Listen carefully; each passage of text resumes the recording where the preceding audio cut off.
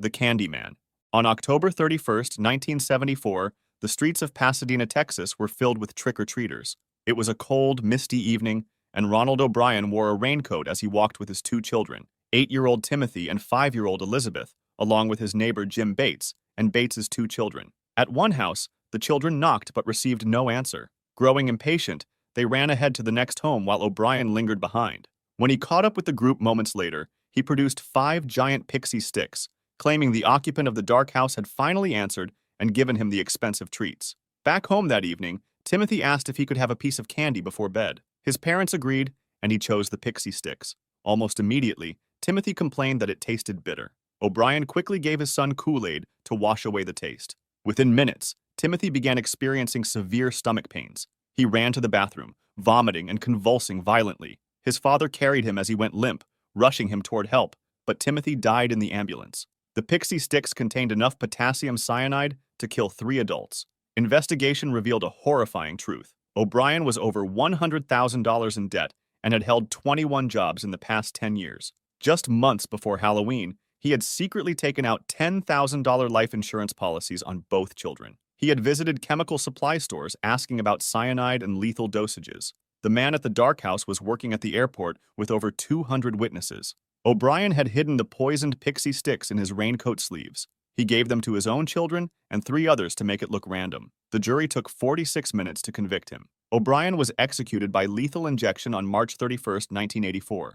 Timothy's story is a tragic reminder that sometimes danger appears where you least expect it. I found this out the hard way when I searched my own name and email on the internet. Page after page of data broker sites had my private details, old addresses, phone numbers, even information about my family, all just sitting there for anyone to access. It feels violating. Data brokers collect and sell your information without your consent, making billions in the process. And while they're technically supposed to remove it if you ask, the process is so frustrating and complicated that most people just give up. That's where today's sponsor, Aura, comes in. Aura handles this automatically. They get your information taken down from these sites, and they keep it off. I use Aura myself, and I recommend it to my family and friends because it's the only way I actually feel protected online. But Aura is much more than just data removal. It's a full digital security platform. It alerts you if your info shows up on the dark web, gives you real-time fraud alerts for your bank and credit accounts, and includes a secure VPN, antivirus, a password manager, and 24/7 US-based support. And if anything ever does happen, they back you with $5 million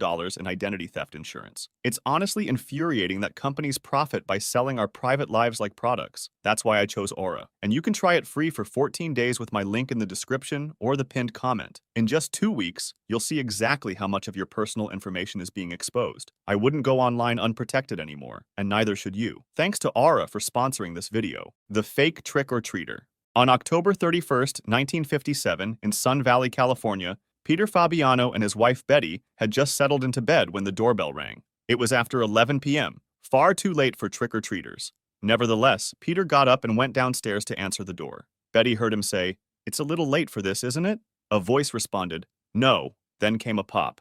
Betty and her teenage daughter Judy rushed to the front door. Peter was bleeding heavily from a gunshot wound to his chest. He died almost immediately. The killer had worn a grotesque Halloween costume, blue jeans, khaki jacket, red gloves, and a domino mask with painted features.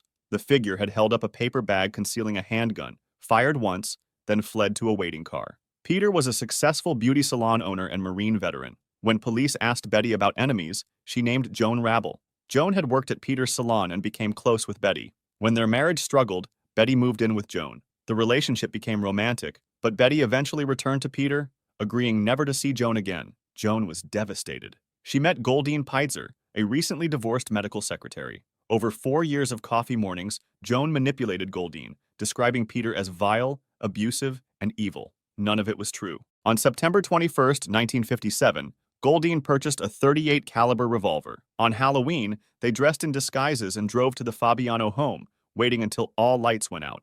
Goldine approached the door and shot Peter while Joan waited as getaway driver. 2 weeks later, detectives traced the gun to Goldine. She confessed immediately. Both women pleaded guilty to second-degree murder and were sentenced to 5 years to life.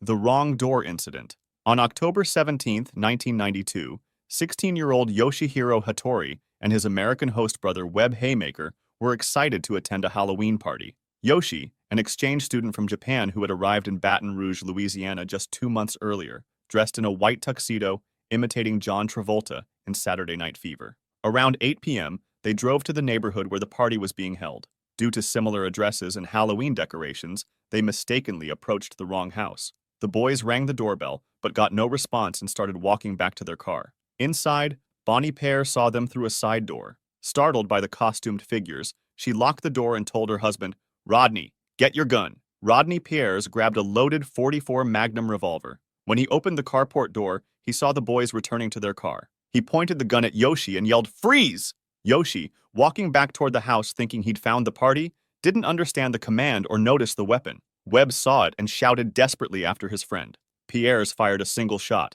The bullet pierced both lobes of Yoshi's left lung. He died in the ambulance minutes later from blood loss. Initially, police quickly questioned and released Pierres, saying he was within his rights. Only after Louisiana's governor and the Japanese consul protested was Pear charged with manslaughter. His defense claimed Yoshi moved in an extremely unusual manner that any reasonable person would find scary. The jury took just over 3 hours to acquit Pierre. Yoshi's parents sued in civil court and won $650,000 in damages. The Hayride Incident. On October 11, 2014, 17-year-old Cassidy Charette and several of her classmates arrived at Harvest Hill Farm in Mechanic Falls, Maine for a night of Halloween fun. They were there to experience the Gauntlet, a popular haunted hayride attraction. Cassidy was a top honor student at Messalonsky High School, ranking first academically in her class of 244 and a standout varsity soccer player. It was supposed to be a thrilling evening of harmless scares. The attraction used a 1979 Jeep CJ5 to pull a trailer carrying more than 20 passengers through the corn maze. Around evening, the Jeep began descending a hill. Suddenly, the vehicle went out of control. The Jeep and trailer flipped over, sending passengers flying through the air. Cassidy and her friends were thrown from the trailer violently. Several others suffered broken bones, ankle injuries, and abrasions. 22 people were taken to hospitals. Cassidy's injuries were the most severe. She died at the scene. Investigation revealed shocking negligence. The Jeep's rear brakes did not work at all. The front brakes were not functioning properly. The vehicle was hauling more than double its intended towing capacity. The brake fluid reservoir was empty, and several brake parts were missing or improperly installed.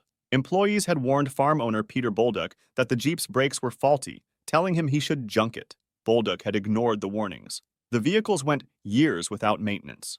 In November 2016, Harvest Hill Farm pleaded guilty to a felony charge of aggravated driving to endanger. Cassidy's family filed a wrongful death lawsuit, which settled in 2017. The money went to support the Shine on Cass Foundation, established in Cassidy's memory. The Costume Incident. On October 31, 2020, the streets of Quebec City's Old Quebec neighborhood were quieter than usual due to pandemic restrictions.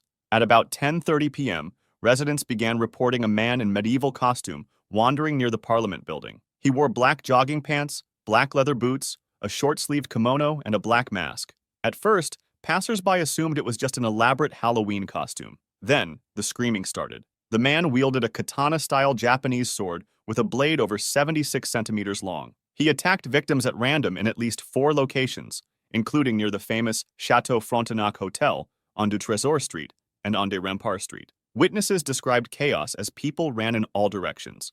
56-year-old François Duchesne, a museum employee, was killed. 61-year-old Suzanne Clermont, a hairdresser, was also killed. 5 others were wounded, some with serious injuries. The victims were chosen completely at random. After a 2.5-hour manhunt, 24-year-old Carl Girouard was arrested shortly before 1 a.m. When captured, he was lying on the ground, barefoot and hypothermic. He surrendered to police. Investigation revealed that 5 years earlier, in a medical context, Girouard had verbalized an intention to commit a violent act. Girouard told his trial that by age 18, he had hatched a mission involving killing people with a sword and creating chaos. He said there were 2 competing versions of himself in his head, including a bad version who took over on Halloween night. In May 2022, Girouard was convicted of 2 counts of first-degree murder and 5 counts of attempted murder.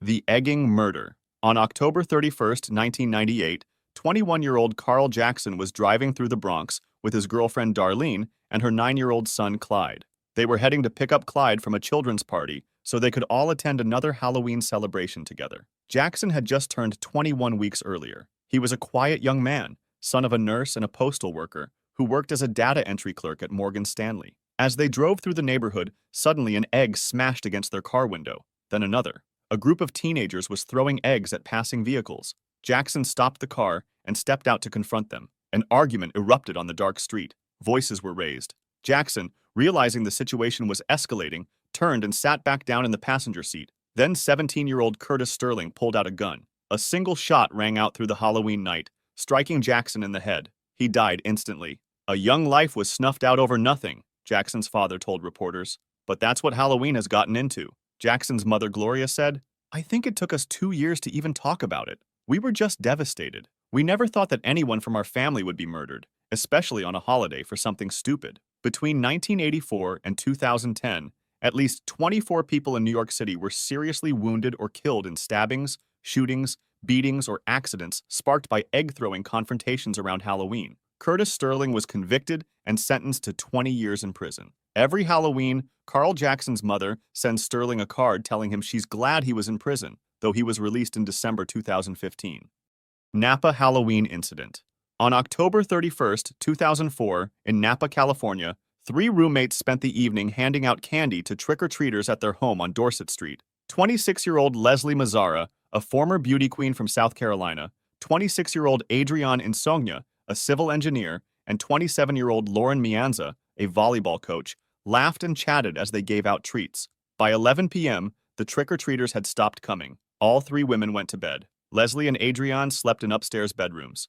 Lauren's room was downstairs. Around 2 a.m., Lauren woke to the sound of breaking glass. Then she heard blood-curdling screams from upstairs. Heavy footsteps pounded through the house. Lauren listened in terror as the footsteps grew louder, coming down the stairs toward her. She ran out the back door and hid in the yard, barely breathing. She heard someone climbing out of the basement window and running off into the darkness. Lauren cautiously re-entered the house and made her way upstairs. What she found was a scene of horror. Leslie lay face down in a pool of blood, roughly 2 inches deep. Adrienne was near the back of the bed, barely alive and bleeding heavily. Lauren slipped on the blood as she frantically tried to escape and call for help. Both women had been stabbed multiple times. When police arrived, both were dead. Investigation eventually revealed the killer was 26-year-old Eric Koppel, who was engaged to Lily Prudhomme, a close friend of Adrienne's.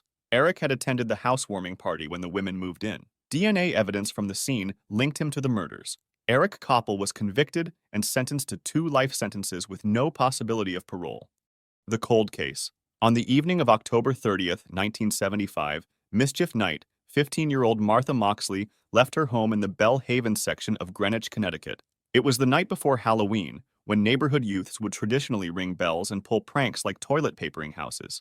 Martha was a popular student who had moved to Greenwich from California just over a year earlier. She was excited to spend the evening with friends. Martha joined other teenagers at the Skakel house across the street. According to friends, Martha began flirting with and eventually kissed Thomas Skakel, 17. Later, Martha was seen falling together behind the fence with Thomas near the pool in the Skakel backyard around 9:30 p.m. Then, Martha disappeared into the darkness.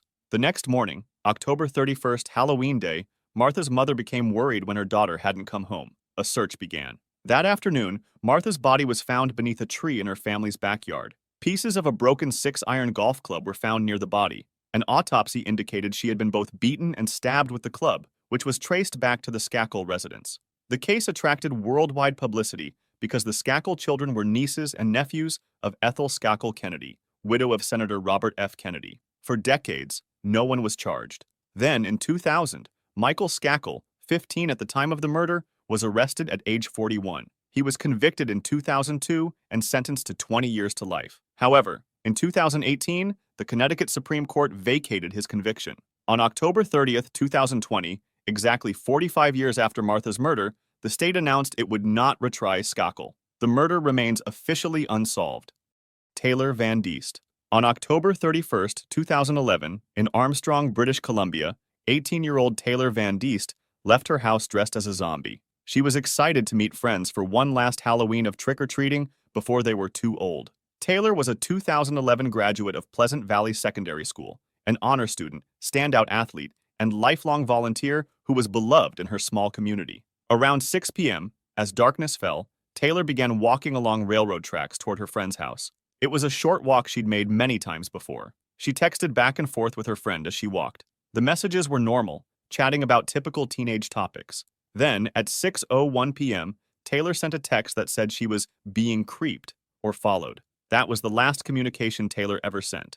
When Taylor didn't arrive, her friend became worried and called her repeatedly. No answer. A search began immediately with friends, family, and police scouring the area. 2 hours later, they found Taylor badly beaten and clinging to life along a quiet stretch of train tracks. She was rushed to Kelowna General Hospital, but died the next morning from her injuries. She had been strangled and bludgeoned with a heavy flashlight. Her head wounds were fatal. DNA found under Taylor's fingernails linked the murder to 28-year-old Matthew Forster from Cherryville.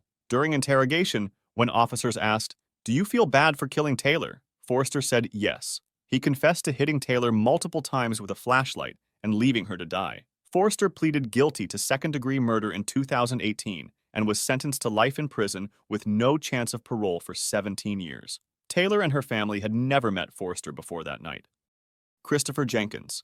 On Halloween night, October 31st, 2002, 21-year-old Christopher Jenkins left his apartment in Minneapolis dressed in a Native American costume. He was excited for a night of Halloween bar hopping with his girlfriend and another couple. Jenkins was a University of Minnesota business senior, captain of the school's lacrosse team, smart, popular, and well-liked. It was supposed to be a fun night. The group went to the Lone Tree Bar and Grill in downtown Minneapolis. Around midnight, Jenkins was kicked out of the bar for being too intoxicated. He left behind his phone, wallet, and jacket. The bouncer watched him take a left on Hennepin Avenue and disappear into the cold Halloween night. That was the last time anyone saw Christopher Jenkins alive. When Jenkins didn't return home, family and friends immediately became worried. They worked with police to search for him. On 2 separate occasions, bloodhounds tracked his scent from a pizza shop across from the bar to a parking garage. Drops of blood were found in the garage, but his scent ended there. Then the trail went cold. 4 months later, on February 27, 2003, a worker spotted something in the Mississippi River. Jenkins's body was found floating on its back between the 3rd Avenue Bridge and St. Anthony Falls, still wearing his Halloween costume. His oversized shoes were still on. His shirt was still tucked into his pants. His arms were folded across his chest. He had human hair clenched in his left hand. GHB, a common drug used to incapacitate victims, was found in his system. Police initially ruled it accidental drowning, but later reclassified it as homicide after receiving information from a jailed witness. In 2018, prosecutors said the case was not chargeable. The murder remains unsolved.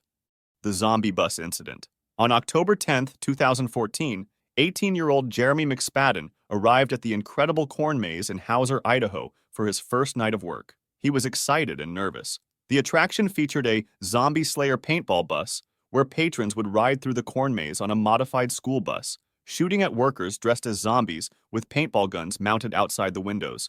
Jeremy, a tall and athletic West Valley High School senior, had been hired to play one of the zombies. His cousins and friends had been working there for weeks and told him it was great fun and easy money. Around 10:30 p.m., Jeremy was in position, ready to perform. His job was to emerge from hiding spots in the corn maze and pretend to attack the bus while riders shot paintballs at him. As the bus slowly rolled through the field, Jeremy emerged from his hiding spot and ran toward the rear of the bus to play his role. Then Jeremy stumbled. Multiple witnesses saw him fall forward, landing directly in front of the passenger side rear tires. The bus immediately ran over him. Due to the uneven terrain of the cornfield, the bus rocked and bumped constantly. Nobody on the bus realized what had happened. Many of the patrons believed it was just part of the ride. The bus continued moving away from Jeremy's location. Only when the role players began to reset for the next bus did anyone realize something was wrong. Jeremy McSpadden died at the scene. His aunt said the teens were told they would be paid $50 for each night. It was Jeremy's first night. His cousin had fallen under the bus a few nights earlier but was unharmed. No charges were filed. The Zombie Slayer bus attraction remained closed.